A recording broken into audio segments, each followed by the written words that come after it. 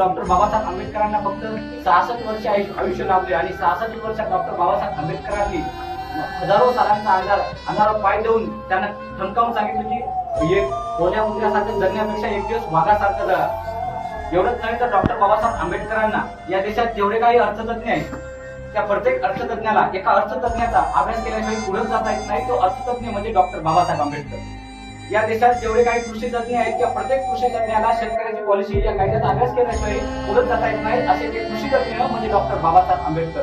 या देशात जेवढे काही कायदे तज्ञ आहेत ते प्रत्येक कायदे तज्ञाला डॉक्टर बाबासाहेब आंबेडकरांनी दिलेल्या संविधानाच्या कायद्याचा अभ्यास केल्याशिवाय पुढे जाता येत नाही. ते कायदे तज्ञ म्हणजे डॉक्टर बाबासाहेब आंबेडकर.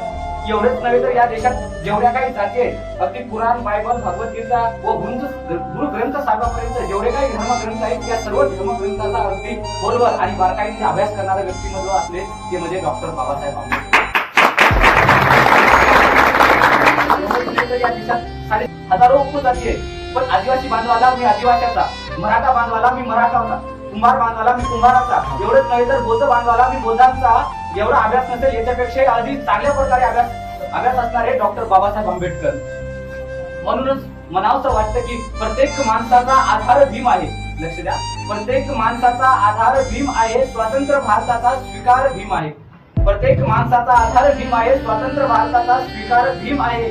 अरे बांधू नका कुणी गटातटात, साऱ्या गटातटाचा सरदार भीम आहे.